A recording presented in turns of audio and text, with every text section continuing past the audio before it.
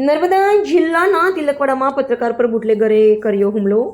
આપ જિલ્લા પ્રમુખ નિરંજન વસાવાએ હોસ્પિટલમાં ઘાયલ પત્રકારની લીધી મુલાકાત. પત્રકાર ગિરીશભાઈની આંખોમાં લોહી આવી ગયેલું છે. માથાના ભાગે ફ્રેક્ચર છે. પગમાં પણ સપાટાથી માર મારવામાં આવેલા તેના નિશાનો દેખાય છે. જો બુટલેગર પણ એક્શન નહીં લેવાય તો જનતાને સાથે રાખીને એસપી ઓફિસનો ઘેરાવો કરીશું.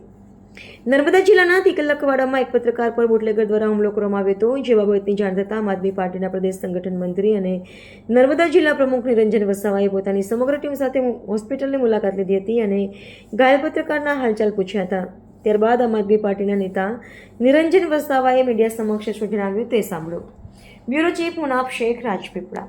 ગિરીશભાઈ બારિયા કરીને જે પત્રકાર છે, જેઓને 19 તારીખના રોજ ગરડેશ્વર ખાતે એમના મિત્રો દ્વારા એમને બોલાવવામાં આવ્યા અને ત્યાં જે બુટલેગરો હતા એ બુટલેગરો એમાં રાકેશભાઈ પટેલ, મનીષભાઈ તડવી તેમજ અન્ય 7 થી 8 લોકો ભેગા મળી અને એમને બેટના સપાટા વડે એમને મારવામાં આવ્યો છે. ત્યાં ગાડી એમની પાસે જે મોબાઈલ હતો એ મોબાઈલ પણ એમને લઈ લેવામાં આવ્યો છે. એમના ગળામાં ચેન હતી, એ ચેન પણ એમની તોડી લેવામાં આવી છે. જ્યારે અમે એફઆઈઆરમાં જોયું તો એફઆઈઆરમાં જે મોબાઈલ અને જે ચેન છે એને ફક્ત પડી ગઈ છે, એ રીતે એ કરવામાં આવ્યું છે. એટલે આની પણ તટસ્થ તપાસ થવી જોઈએ.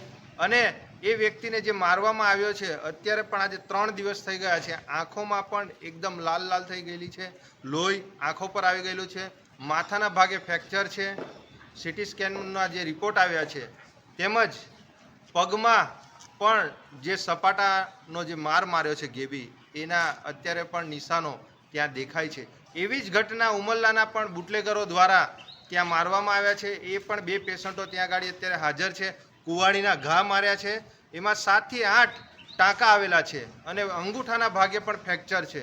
એટલે નર્મદા હોય કે ભરૂચ હોય કે સમગ્ર ગુજરાત હોય, આ ભારતીય જનતા પાર્ટીમાં આજે જે આ કમલમો ચાલે છે, આજે જે ગુજરાતનું જે આ સરકાર ચાલે છે, એ આ ક્યાંક ને ક્યાંક આ બુટલેગરોના ઈશારે ચાલી રહી છે.